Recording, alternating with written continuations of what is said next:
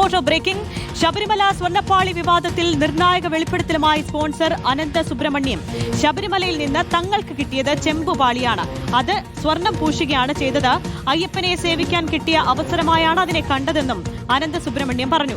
ഉണ്ണികൃഷ്ണൻ പോറ്റിക്കൊപ്പം സ്വർണ്ണപ്പാളി ഏറ്റുവാങ്ങിയ ആളാണ് അനന്ത സുബ്രഹ്മണ്യം. അഭിജിത്ത് മുഴക്കുന്നുണ്ട് വിശദാംശങ്ങളുമായി. അഭിജിത്ത്, എന്തൊക്കെയാണ് ഈ നിർണായക വെളിപ്പെടുത്തൽ എന്ന് പറയുന്നത്? ചെമ്പാണ് തങ്ങൾക്ക് കിട്ടിയത്, അത് പൂശാൻ വേണ്ടി മാത്രമാണ് കൊണ്ടുപോയതെന്നാണോ വാദം?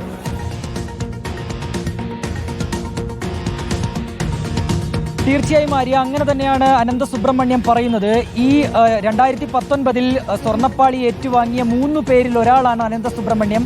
അതായത് സുബ്രഹ്മണ്യം പോറ്റി, ഉണ്ണികൃഷ്ണൻ പോറ്റി, കൂടാതെ തന്നെ രമേശ് റാവു, ഒപ്പം തന്നെ അനന്ത സുബ്രഹ്മണ്യം. ഈ 3 പേരാണ് അന്ന് സ്പോൺസർമാരായി നിന്നുകൊണ്ട് ഈ സ്വർണ്ണപ്പാളി ശബരിമലയിൽ നിന്ന് ഏറ്റുവാങ്ങിയത്.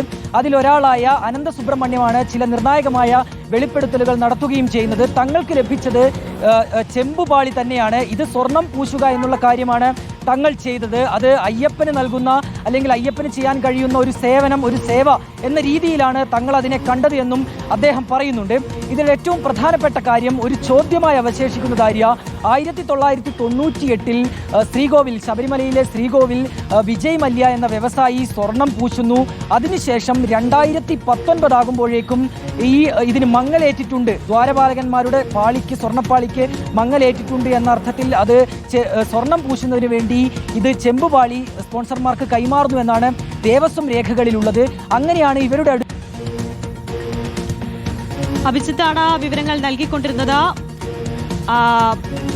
ചെമ്പുപാളിയാണ് തങ്ങൾക്ക് കിട്ടിയതെന്നും അതിൽ സ്വർണം പൂശുകയാണ് തന്നെയാണ് ചെയ്തത്. അയ്യപ്പനെ സേവിക്കാൻ കിട്ടിയ ഒരു അവസരമായി മാത്രമാണ് അതിനെ കണ്ടതെന്നും ഇപ്പോൾ സ്വർണം ഏറ്റുവാങ്ങിയ ഉണ്ണികൃഷ്ണൻ പൊറ്റിക്കൊപ്പം ഉണ്ടായിരുന്ന അനന്ത സുബ്രഹ്മണ്യന്റെ വെളിപ്പെടുത്തലാണ്.